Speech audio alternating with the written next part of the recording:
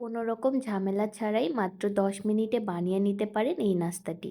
আসসালামু আলাইকুম এভরিওয়ান, সবাই কেমন আছেন? আশা করছি সবাই ভালো আছেন। আজকে বানিয়ে দেখাচ্ছি পটেটো বল। পটেটো বল বানানোর জন্য আমি ৪ টা কাঁচা আলু নিয়েছি আর একটা ছোট্ট গাজর নিয়েছি। এটা শখ করে নিয়েছি, এটা চাইলে স্কিপ করা যায়। গাজর আর আলু গ্রেট করে নিয়ে ভালো করে ধুয়ে নিয়েছি যাতে আলুর কোনো কষ না থাকে। এরপর গ্রেট করা আলু আর গাজরটা ভালোভাবে পানি ঝরিয়ে চিপে নিয়েছি। তারপরে দিয়ে দিলাম ৩ টেবিল চামচ পরিমাণে কর্নফ্লাওয়ার, ২ টেবিল চামচ পরিমাণে চালের গুঁড়া। এরপরে দিয়ে দিলাম পেঁয়াজ কুচি, কাঁচামরিচ কুচি আর সামান্য একটু ধনেপাতা কুচি। ৪-৫ টা গোলমরিচ গুঁড়া করে রেখেছিলাম, সেই গুঁড়া দিয়ে দিলাম আর দিয়ে দিলাম পরিমাণের থেকে একটু কম পরিমাণে লবণ, সামান্য একটু বিট লবণ। আর দিয়ে দিলাম ১ টেবিল চামচ পরিমাণে জিরে ধনের গুঁড়া আর সামান্য একটু ম্যাগি মশলা। সবগুলো উপকরণ দিয়ে ভালোভাবে আমি মাখিয়ে নিয়েছি। এখন আমি মাখানো মিশ্রণটা বল বল করে শেপ করে নেব।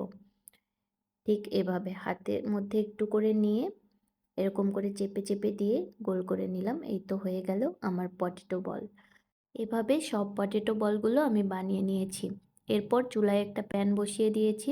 তেলটা মিডিয়াম হিট হয়ে গেলে আমি দিয়ে দিলাম সামান্য পরিমাণে একটু হলুদ। এখানে আমি হলুদটা ব্যবহার করেছি কালারের জন্য। মাখিয়ে নেওয়ার সময়ও হলুদ ব্যবহার করা যায়, তাতে কোনো সমস্যা নেই।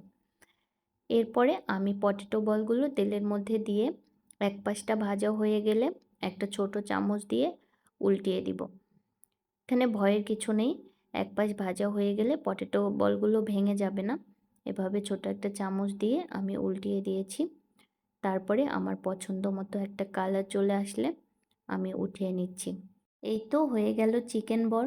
কতটা সহজে বানিয়ে ফেললাম তাই না? আর কতটা ক্রিস্পি হয়েছে আওয়াজ শুনলেই বুঝতে পারবেন। সবাই ভালো থাকবেন। আল্লাহ হাফেজ।